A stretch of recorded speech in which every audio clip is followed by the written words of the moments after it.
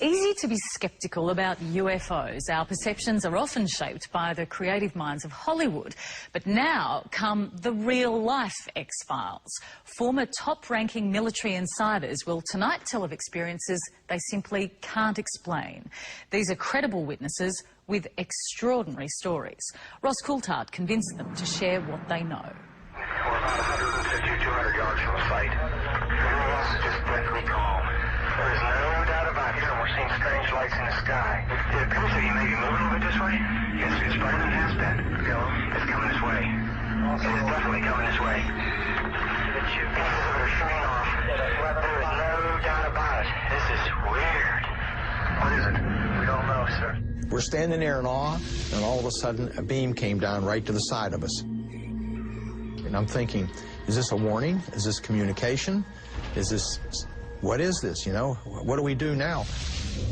There was something which he and his navigator saw, and his voice was quite shaky. He said, I don't know what it was, but on radar it was climbing like the clappers. These witnesses saw something real and solid. These are military witnesses, and these people, when they make a report like this and say, this is highly unusual, you can take that to the bank.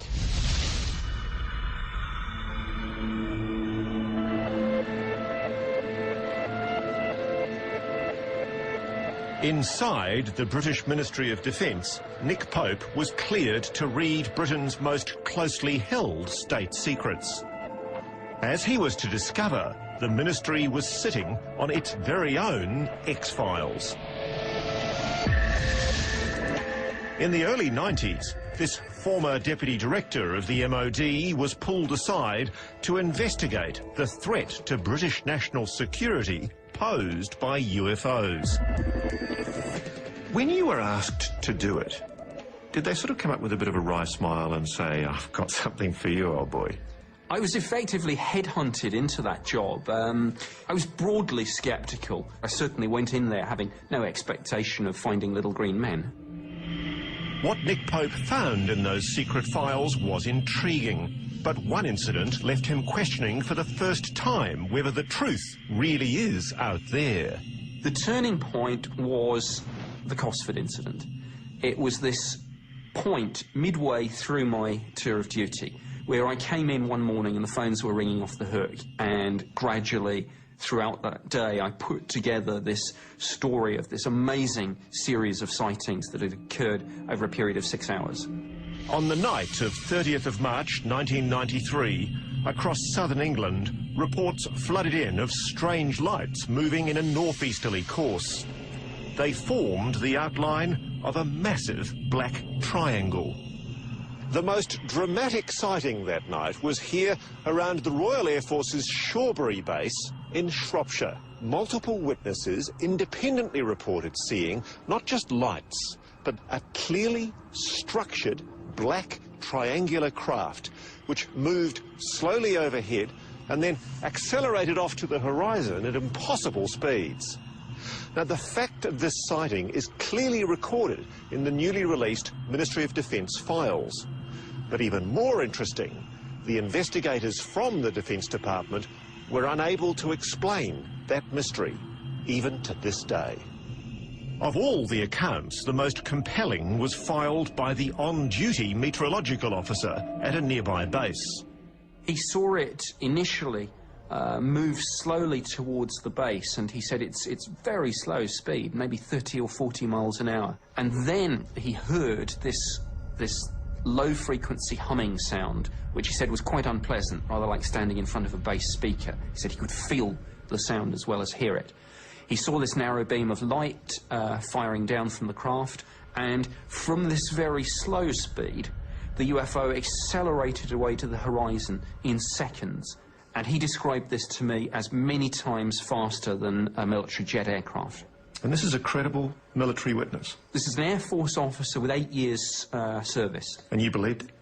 Absolutely. Just there, it was moving in a northern direction, in the direction of RAF Shawbury. It was moving very, very slowly. The white light at the front, it was very erratic, emitting the light. And it was as if it was searching for something very, very slowly. And then I stood there for at least 2 or 3 minutes and watched it just move so slowly.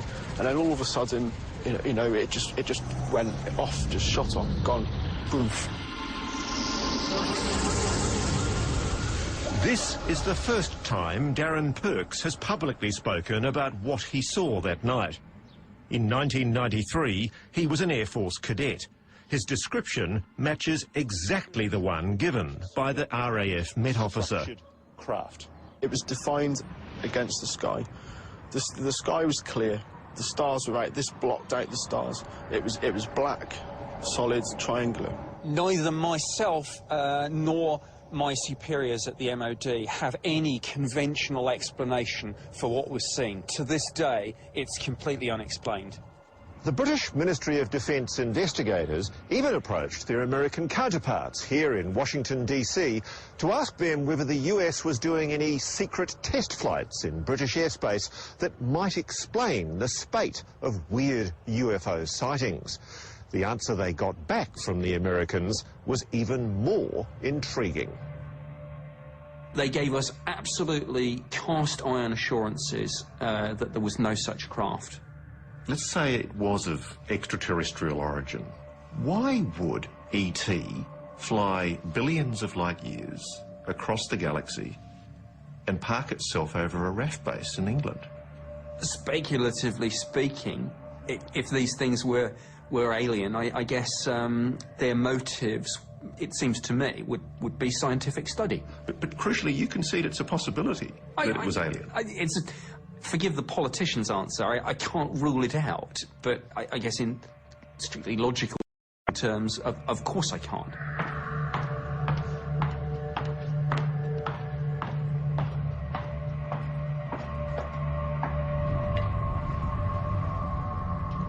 Convinced now that there was something to the sightings, Nick Pope launched a cold case review of UFO activity over Britain dating back decades.